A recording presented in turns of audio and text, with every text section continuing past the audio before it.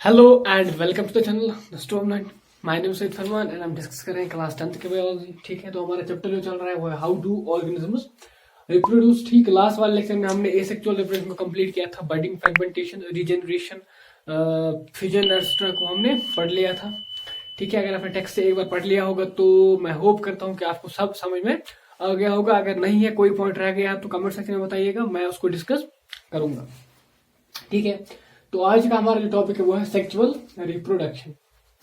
ठीक, सब sexual reproduction के लिए पहले तो दो पॉइंट्स लिखे हैं। Two individuals involved, formation of gametes takes place. ठीक है, यहाँ पे दो चीजें हैं। सेक्सुअल रिप्रोडक्शन की दो डेफिनेशंस हैं। डेफिनेशन में पहला क्या है? पहला ये है कि दो इंडिविजुअल पार्ट लेते हैं रिप्रोडक्शन में। ठीक है, एक ऑफस्प्रिंग को प्रोड्यूस करने के लिए दो इंडिविजुअल पार्ट लेते हैं जिनको हम पेरेंट्स बोलते हैं। ठीक है, नेक्स्ट पॉइंट क्या है? गेमिएट फॉर्मेशन होती है, गेमिएट्स बन जाते हैं। गेमिएट्स क्या होते हैं वो हम डिस्कस करेंगे। ठीक, पहला टॉपिक जो हम डिस्कस करने वाले हैं, why sexual mode of reproduction. Sexual mode of reproduction क्यों? अगर आपको याद हो तो हमने सेक्सुअल मोड ऑफ रिप्रोडक्शन में ये पढ़ा था कि वो बहुत ही फास्ट होता है। ठीक है, उसमें कम एनर्जी यूज होती है और वो कम टाइम में ज्यादा इंडिविजुअल्स वहां से प्रोड्यूस हो सकते हैं। लेकिन तो फिर सेक्सुअल रिप्रोडक्शन क्यों? ठीक, इसके लिए बहुत सारे पॉइंट्स हैं जिसके लिए सेक्सुअल रिप्रोडक्शन को फेवर किया जाता है। सपोज अकॉर्डिंग टू आपके टेक्स्ट ने जो लिखा है वो मैं बताऊंगा कि जब डीएनए जो है रेप्लिकेट करता है, ठीक है, तो क्या होता है कि डीएनए जो है वो प्रॉपरली सारा रेप्लिकेट नहीं होता है, उसमें कुछ जो है वेरिएशंस आ जाती है। ठीक, नॉर्मल सी प्रोसेस है, नॉर्मल सी चीज है कि इतनी बड़ी प्रोसेस है, उसको रेप्लिकेट करना है डीएनए को, इतने सारे मॉलिक्यूल्स है, तो वहां पे थोड़ी सी वेरिएशंस आ जाती हैं।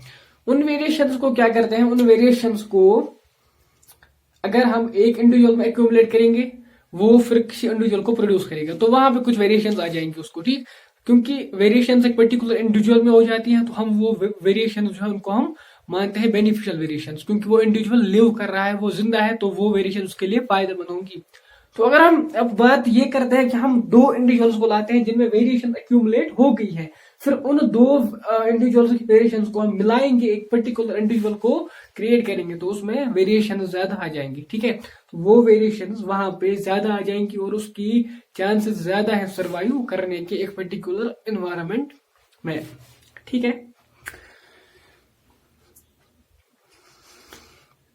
तो ये लिखा है आपकी टेक्स्ट ने, इसको एक पेज पे जो है इसी पॉइंट को लिखा है, डिफरेंट वर्ड्स में डिफरेंट वेज में समझाने की कोशिश की है। तो अगर आप टेक्स्ट से पढ़ेंगे तो आपको समझ में आ जाएगा। तो बात यही है कि वेरिएशन जब हम दो इंडिविजुअल से लेंगे, फिर उनको एक इंडिविजुअल में डाल देंगे, तो वो इंडिविजुअल जो है ज्यादा एक्यूमुलेट होगा, उसमें ज्यादा एक्यूमुलेट होंगे वेरिएशन, वो इंडिविजुअल ज्यादा एडेप्टेबल होगा उस पर्टिकुलर एनवायरमेंट के लिए।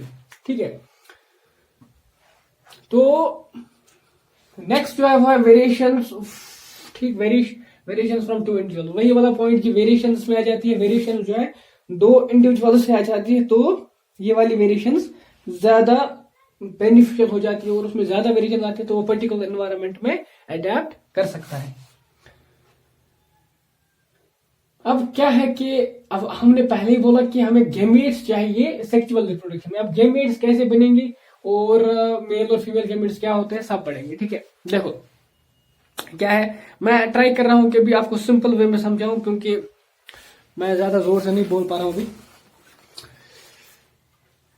तो मैकेनिज्म ऑफ गेमेट फॉर्मेशन, दो वेज होती है, दो मैकेनिज्म्स होती है जिनसे सेल डिवाइड करती है। ठीक है, अगर हमने सेल एक है हमारे पास, मान लो ये यहाँ पे सेल है, ठीक, दिस इज सेल,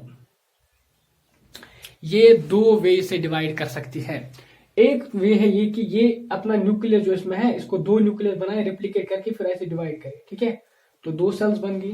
ठीक, एक सेल से दो सेल्स बन गई। ठीक, इसको हम बोलते हैं, इस प्रोसेस को माइटोसिस। क्या बोलते हैं? माइटोसिस।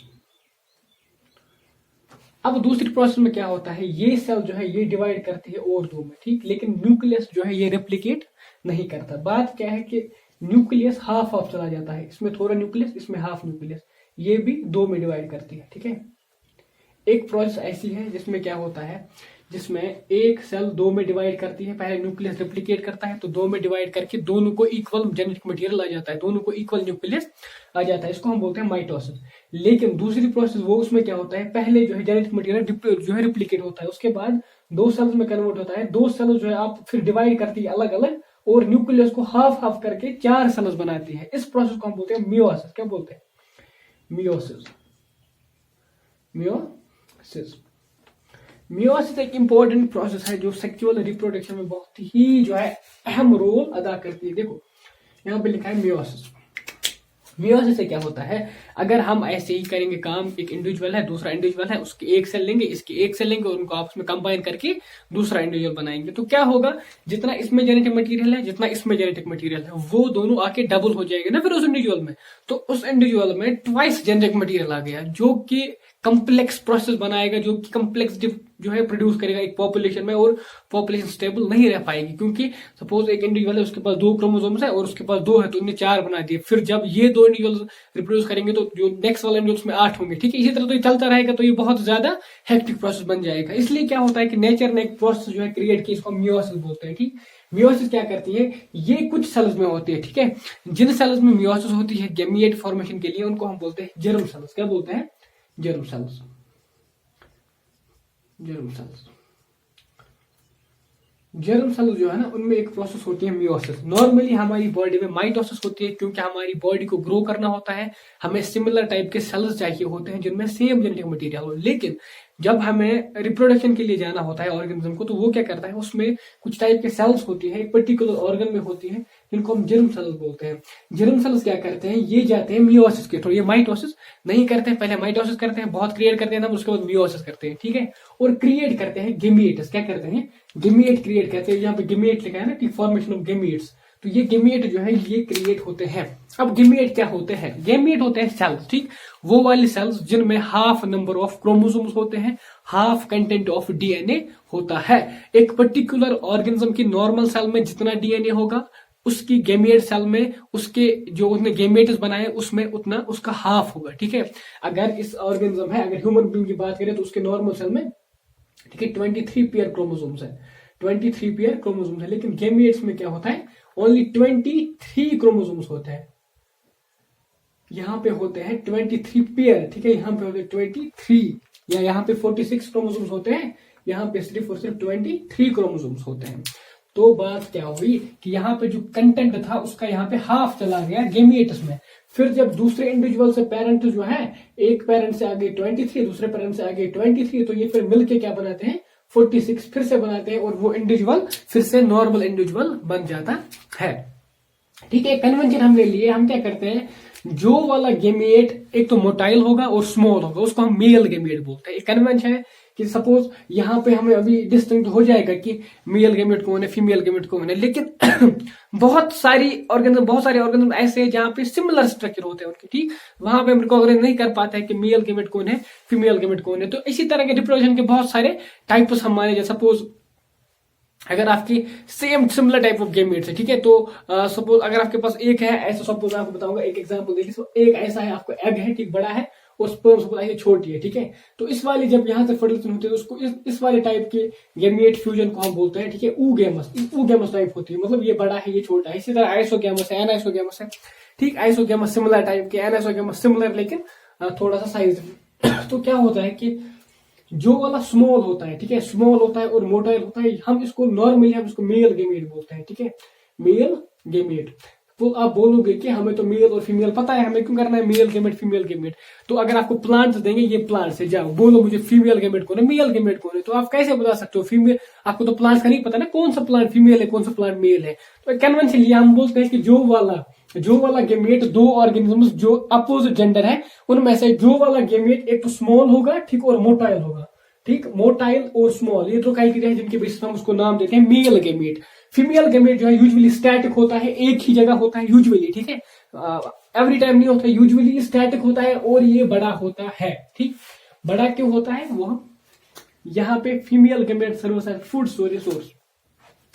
अब क्या है कि अब गेमेट्स बन गए, ठीक है, अब हमें इन गेमेट्स को कंबाइन करके जाइगोट क्रिएट करना है। लेकिन जाइगोट को ग्रो तो करना है, तो जाइगोट को ग्रो करने के लिए फूड कहां से आएगा? तो क्या होता है, यूजुअली जो फीमेल गेमेट होता है वो फूड स्टोर करता है, वो फूड स्टोर करता है और उस फूड को फ्यूजन के बाद यूज किया जाता है। जाइगोट जब क्रिएट होता है फिर उस फूड को यूज किया जाता है सेल को नरिश करने के लिए, ठीक है।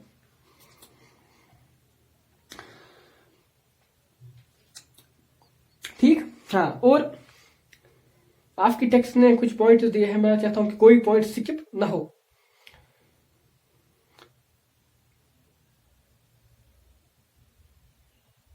ठीक है, ठीक। अब जो ये गेमेट्स है, ठीक है, ये डिफरेंट पार्ट्स में, डिफरेंट ऑर्गेनिज्म में डिफरेंट जगह बनाए जाते हैं। बहुत सारे ऑर्गेनिज्म में सपोज एक स्ट्रॉबला या कोन्स टाइप के स्ट्रक्चर बन जाते हैं, वहां पे बन जाते हैं, ठीक। बहुत सारे ऑर्गेनिजम्स के इनसाइड बॉडी के अंदर बन जाते हैं, ठीक। इसी तरह जो फिर फ्यूजन होता है जब जाइगोट बन जाता है वो भी डिपेंड करता है। सपोज बहुत सारे ऑर्गेनिज्म ऐसे हैं जिनमें इंटरनल फर्टिलाइजेशन होती है, जाइगोट जो है वो अंदर बन जाता है, male and female gamete inside the female body meet करता है। लेकिन बहुत सारे ऑर्गेनिज्म ऐसे हैं जहां पे क्या होता है कि वो बाहर आउटसाइड इन द सराउंडिंग वो क्रिएट जो है जाइगोट बन जाते हैं। सपोज अगर आपने एम्फीबियंस में फ्रॉग का देखा होगा तो फ्रॉग में क्या होता है कि उनका जाइगोट जो है बाहर बन जाता है, ठीक, वाटर में क्रिएट होता है। तो बोथ मेल एंड फीमेल जो है गेमेट्स को छोड़ देते हैं और फिर वाटर में वो फर्टिलाइज हो जाते हैं। तो ये डिपेंड करता है कि ऑर्गेनिज्म कौन है, फिर ऑर्गेनिज्म किस एनवायरनमेंट में रहता है। इसी बेसिस पे क्या होता है कि फिर इंडिविजुअल जो है वो कैसे पैदा होगा उस पर डिपेंड होता है कि क्या वो ओविपेरस है, विविपेरस है, ओविविपेरस है। क्या वो जो है सपोज अगर कोई एग देते हैं, ठीक है, तो एग वो देते हैं, मतलब एग का देना मतलब ये है कि वो फर्टिलाइज्ड एग देते हैं, ठीक है। फर्टिलाइज्ड एग वो देता है, उसके बाद उससे एम्ब्रियो क्रिएट होता है, इंडिविजुअल बन जाता है। या कुछ लोग क्या होते हैं वो सीधे यंग वन को बर्थ देते हैं, उसको हम विविपेरस बोलते हैं, एंड एग वालों को हम ओविपेरस बोलते हैं। अभी हमें वो डिस्कस नहीं करना है, अभी हमें ये समझ में आना चाहिए कि गेमेट्स कैसे बनते हैं। किसी पर्टिकुलर इंडिविजुअल में अगर दो पेरेंट से सेल्स आती है वो मीट करती है तो उसमें डबल डीएनए क्यों नहीं है? क्योंकि वहां पे एक प्रोसेस होती है, इसको मियोसिस बोलते हैं। मियोसिस क्या करती है, गेमेट्स के कंटेंट को, डीएनए कंटेंट को हाफ कर देती है। फिर जो वो मिलते हैं आपस में तो वो फिर से जो है उस पर्टिकुलर डीएनए कंटेंट को जो एक ऑर्गेनिज्म में जो स्पीशी में है उसको रेस्टोर करते हैं। और एग जो है ये यूजुअली फूड स्टोर करता है।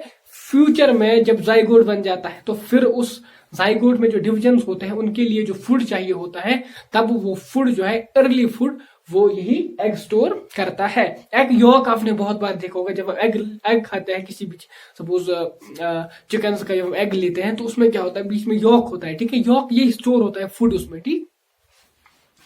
और भी बहुत सारे ऑर्गेनिज्म जिनमें यॉक नहीं होता है, ठीक है। तो उस पर भी डिपेंड करता है फिर वो ऑर्गेनिज्म कैसे डेवलप होते हैं। अभी हमें वो नहीं पढ़ना है, अभी हमारे लिए ये इतना एनफ है। तो मैं होप करता हूं कि इतना आपको सारा समझ में आ गया होगा। उसके बाद हमें पढ़ना है सेक्सुअल रिप्रोडक्शन फ्लावर प्लांट्स। आप चाहें तो इसको वीडियो को पॉज करके इसको अभी जो है स्क्रीनशॉट ले सकते हैं।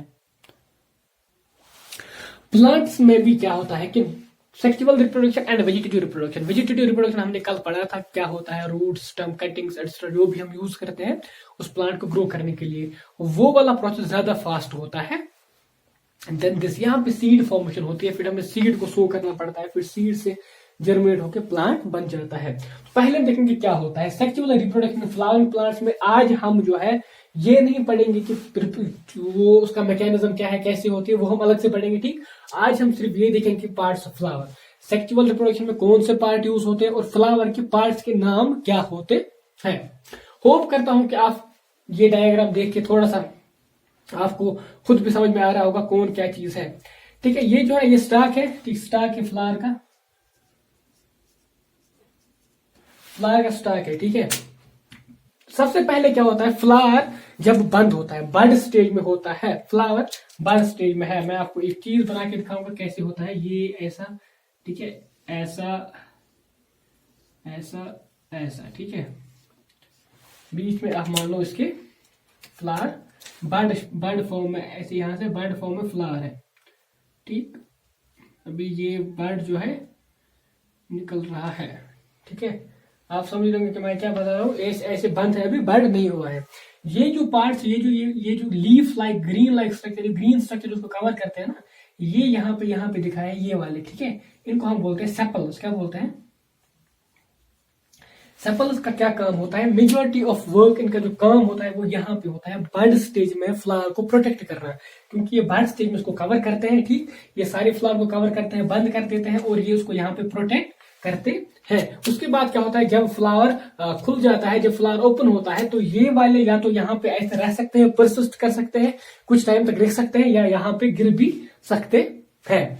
तो क्या है कि इनको हम बोलते हैं सेपल्स, जो ग्रीन, यूजुअली ये ग्रीन कलर के होते हैं। और इस वर्ल को जो है, वर्ल है सेपल्स का वर्ल, इसको हम बोलते हैं, ठीक है, इसको हम बोलते हैं कोरोला, ठीक है, कोरोला। तो जो सेपल्स होते हैं इनका मेन काम क्या होता है, ठीक है, इनका मेन काम होता है, शाबाश, इनका मेन काम क्या होता है, बर्ड को प्रोटेक्ट करना। जब वो बर्ड स्टेज में होता है तो फ्लावर को बर्ड स्टेज में प्रोटेक्ट करना, ठीक। कोरोला, इनके वर्ड को हम बोलते हैं कोरोला, ठीक है। नेक्स्ट जो है ये ब्लू कलर से जो बनाया है ना, ठीक, ब्लू कलर से, ये जो है ब्लू कलर से ये पेटल्स शो करते हैं। पेटल्स आपने यूजुअली देखा होगा कलर्ड होते हैं, ठीक, कलर्ड पेटल्स होते हैं, कलर्ड एक स्ट्रक्चर होते हैं फ्लावर में, वो डिफरेंट कलर के, रेड, व्हाइट, ब्लू एक्सेट्रा, उनको हम बोलते हैं पेटल्स, ठीक। पेटल्स का क्या काम होता है, पेटल्स यूजुअली करते हैं, अट्रैक्ट करते हैं इंसेक्ट्स को या पॉलिनेटिंग एजेंट्स को। पॉलिनेटिंग एजेंट्स क्या होते हैं हम वो डिस्कस करेंगे। पेटल्स, इस वर्ल को, जो पेटल्स का वर्ल होता है ना, इसको हम बोलते हैं कैलिक्स, ठीक, कोरोला कैलिक्स, ठीक है ना। बहुत बार आपने क्या देखा होगा कि ये जो और ये पेटल्स एंड सेपल्स क्या होता है, इनका सेम कलर होता है, ठीक है। इनको हम डिफरेंशिएट नहीं कर पाते हैं कि सेपल्स कौन है, पेटल्स कौन है।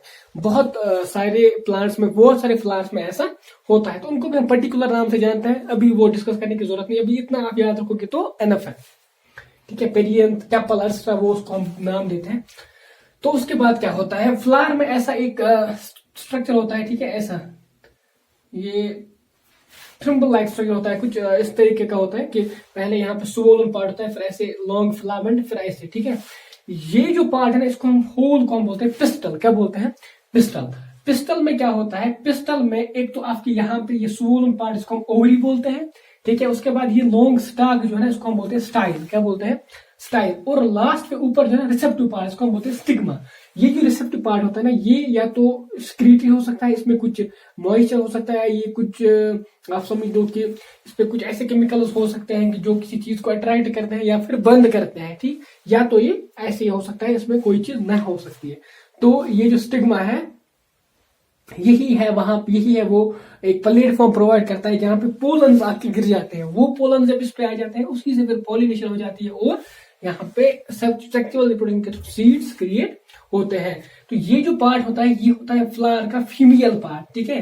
फ्लावर का फीमेल पार्ट मतलब फ्लावर के जो फीमेल गेमेट्स बनते हैं वो यही पे बनते हैं, कहाँ पे, ओवरी में।